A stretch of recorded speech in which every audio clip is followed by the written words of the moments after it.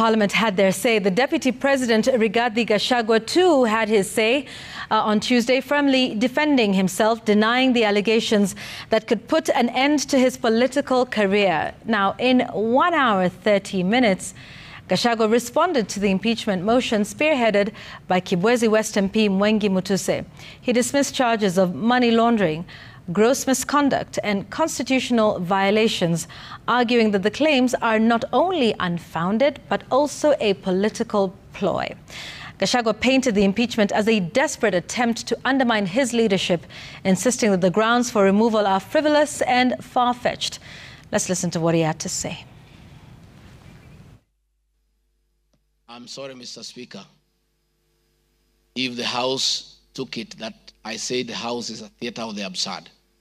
I was talking about this specific charge of undermining devolution by holding meetings to fight alcohol to be discussed in this House.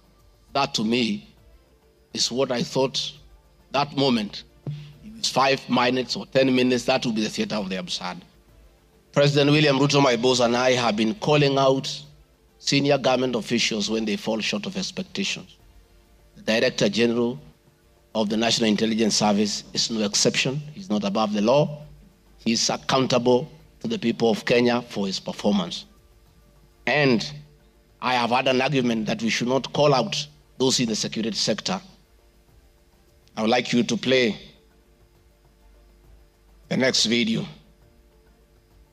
We have the most incompetent Inspector General of Police, I think, in the world. The most incompetent in the whole world.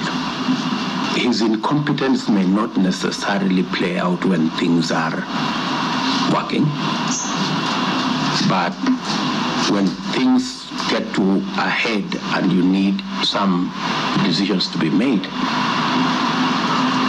I can tell you for sure, the gentleman we have as an IG cannot make any decision. Honorable members, that was President William Ruto as Deputy President, criticizing IG Mutiabai, DCI Kinoti. Rigathi Gachagua has learned his job from his boss.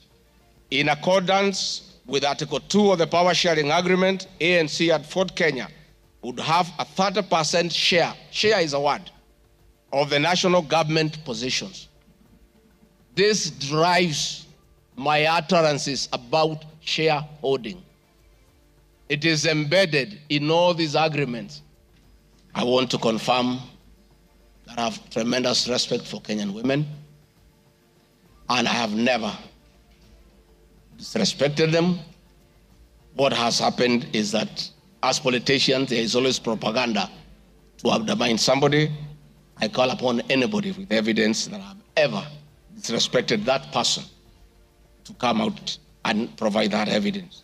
I'm not involved in procurement processes of my office, whether directly or indirectly. I would also like to state that I do not know the company, AgroPric Investments Limited, which undertook the renovations.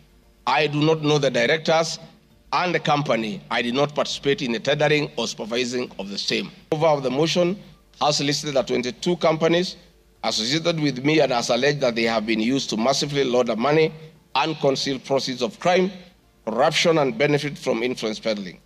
I've carefully gone through the motion and have not seen any evidence to support or prove the allegations therein. It is not clear to me how to respond without having seen any evidence incriminating the companies.